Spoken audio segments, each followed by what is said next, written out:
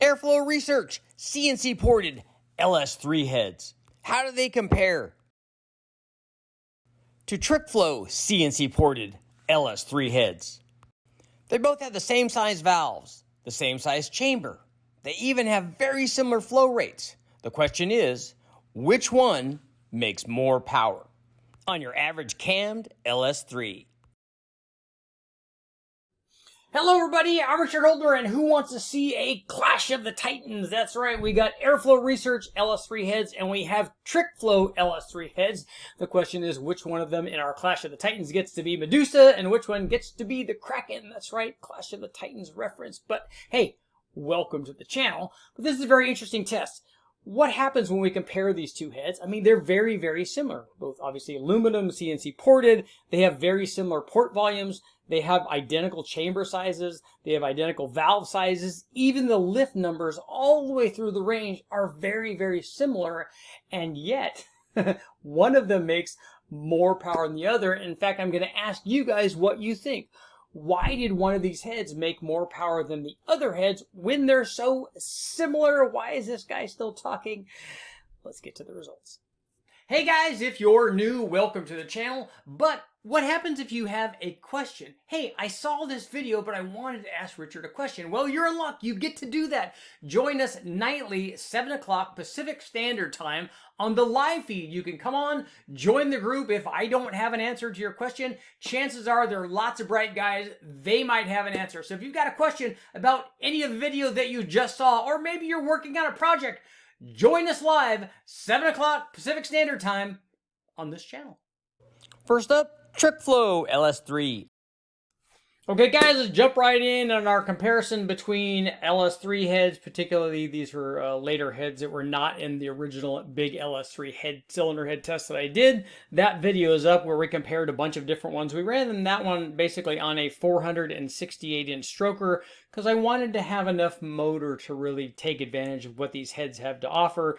As an example, the Airflow Research and TrickFlow heads that we're testing here flow 380 plus CFM at 700 lift, and even 360 plus CFM at 600 lift at a more realistic lift range that we'll see in the camshafts. Typically we see in an LS application, but that's enough to support a lot of power, way more than we're making here. And in that original test where I tested all the LS3 heads, that's why I used a big motor to try to take advantage of that available airflow. But on this test, we have basically an LS3 crate motor, and what we have is way more cylinder head than we need for either one of these applications. But still, it's an interesting test, and we're going to take a look and compare them. So what we have is a well-worn LS3 crate motor from the guys at Gandra Chevrolet. I had purchased this from them years ago, and I'd run lots and lots of tests on this particular LS3. And it worked out very well. It had a lot of dyno runs on it, as you might imagine. And I think, honestly, and you guys can let me know what you think, I think that the stock heads did not perform quite as well. And we see this later on because I took these stock heads off, surfaced them a little bit, did a valve job on them, and they ended up making more power later on down the line. So maybe our stock combination here, or at least with the stock head, was not quite up to what it could have been. So maybe there's a little bit less of a difference, but we're kind of mostly interested in the comparison between the Airflow Research head and the TrickFlow head. So let's jump right in. As I said, LS3 crate motor from the guys at Gandra Chevrolet. Now we made the following changes to this thing. Obviously, we wanted to make more power, so we put a camshaft in it. This was a Comp 469, 54-469-11. So it was a 617, 624 lift, a 231, 248 degree duration split, and 113 degree lobe separation angle. This thing was run with a Holley HP management system to dial in the air, fuel, and timing of each combination. We ran the stock LS3 intake manifold with a fast 92mm manual throttle body. We ran inch and 7/8 headers with collector extensions, but no mufflers on this thing. Obviously, both of the aftermarket heads, the Airflow Research and TrickFlow heads, had valve spring upgrades, as did the factory set of cylinder heads, because we were running a camshaft in it. So we had to do a valve spring upgrade on the stock heads as well. So what we did was run this thing basically, and we ran them the way that we normally do with an electric water pump, and as I said, optimized with Holley HP management system, an open throttle body, and the long tube headers and no exhaust. That's why stock ones tend to make more power than they're rated at. But at any rate, we ran this thing, and it's essentially an LS3 with a good sized camshaft in it, and it made good power. So run in this manner with the stock cylinder heads, we are at 554 horsepower, and peak torque stood at 507 foot-pounds of torque at 5,200. So it did well. You could see good curve. It looks good. It's doing what it's supposed to do. I think that the numbers with this stock head were probably a little bit lower than I'm used to, as I mentioned before. But let's see what happened when we installed the Airflow Research heads. Or actually, let's start with the trick flow head. So the trick flow head gained a pretty good bit of power, and it gained a good bit of power everywhere from at least from 3,500 on up. Peak power checked in at 579 horsepower at 6,500 and 529 foot-pounds of torque at 5,200. You can see, like I said, consistent gain all the way through. It's interesting that both Airflow Research and Trick Flow, where I'll take a look at the Airflow Research heads next, but both Airflow Research and Trick Flow chose to have heads that flow way more than stock without making the port substantially larger. Let's face it, the factory port size on an LS3 head is already big enough. But let's take a look and see what happened when we ran the Airflow Research heads now, and you guys can talk about it. In fact, I'm going to ask you for a comment to let me know why you think that this thing resulted the way that it did. And we're going to talk a little bit, obviously, as an airflow comparison as well between the Trick Flow head and the Airflow head.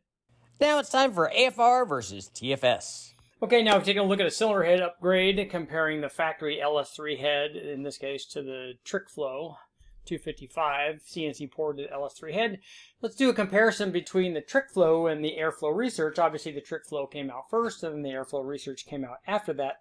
But this is an interesting comparison. So this is our combination with the Trick Flow 255 head, where we made 578 horsepower, 579 horsepower, and 529 foot-pounds of torque. Here's what happened when we put the Airflow Research LS3 heads on. Same motor, same day. The Airflow Research heads actually made a little bit more power. 591 horsepower at 6,600 versus 6,500 for the Trick Flow head. And 532 foot-pounds. That's a difference of only 3 foot-pounds. You can see where they're making peak torque. They're very similar, in fact, from about 5,200 all the way down to 3,500 RPM. They make essentially the same power. Only beyond that did the Airflow Research head make more power. And here's something to think about, and I want you guys to let me know in the comments what you think.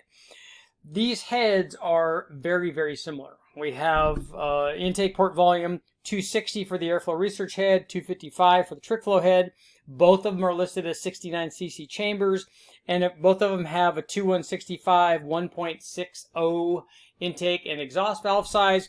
And if we take a look at the flow rates, we see the max flow rate, like at 700 lift, is within 2 CFM. We got 382 for the TFS head, 384 for the Airflow Research head. Even if you look going all the way down the list from 600, 500, 400, and 300, you're seeing a change of only a maximum change of about 3 CFM. So we have essentially all but the same airflow. We have the same valve size. We have the same chamber volume. We have very, very similar port volumes within 5 cc's. So what do you guys think we can attribute this change in power to? Now we took the Airflow Research heads off and put the Trick Flow heads back on, and we saw exactly this because we were doing more testing with the Trick Flow head, but we saw exactly this again. So did the Trick Flow head lend itself more to that 469 cam that we ran? That's not the case. So I'm curious. You guys let me know what it is, because as I said, and even on the exhaust side, if we take a look at the maximum exhaust flow at like 600 lift, 251 versus 252. So again, 1 CFM is the number that you're going to get measuring one cylinder head and then measuring one cylinder head again. So that's almost nothing.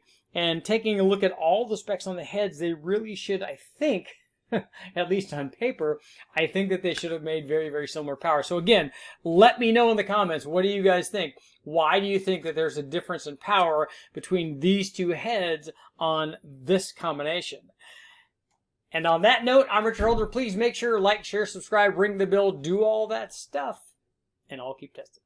So which one would you choose for your cammed LS3?